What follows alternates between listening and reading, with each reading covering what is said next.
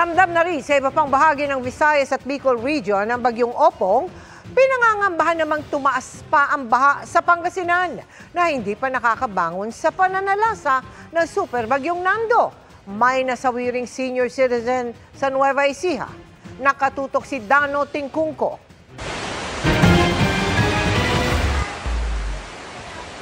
Bago pa man ang inaasahang landfall bukas, malakas na ang ulan at hanging dala ng bagyong Opong sa Mercedes, Eastern Samar. Nagsimula na rin ang pagulan sa Virac at Anduanes, kaya naman todo paghahanda ang ilang residente. May ilang nagsara na ng kanilang tindahan. Yung ibang bahay din doon, namamako na po sila para hindi lipa rin yung kanilang bubong tsaka yung mga bintana nila. Gaya sa Virac, mga bubong at bintana rin ang agad na inasikaso ng mga residente sa Tagkawayan, Quezon. Tayo po ay pinalahangan na tayo po mamayang alauna ng hapon ay merong force evacuation po. Sapilitan na rin ang paglilikas sa mga nakatira sa mga tabing dagat sa bayan, gayon din sa mga bahain at landslide-prone areas.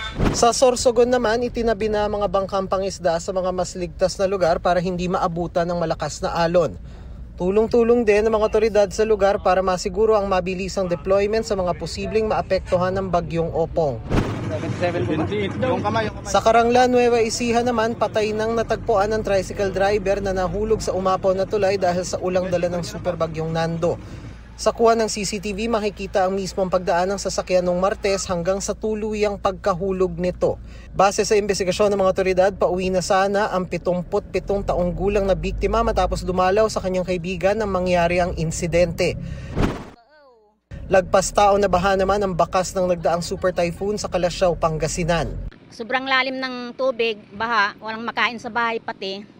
Kaya yun, nilakad na namin. Kasi hindi pwede yung sasakyan. Habang abot dibdib naman ang naranasan ng mga taga-Dagupan City. Malalim ng tubig. Siyempre, mahirap.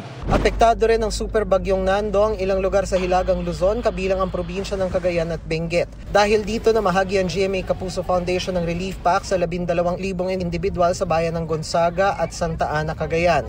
Naghatid din ng tulong sa 8,000 individual sa Bugyas at Mangkayan, Benguet.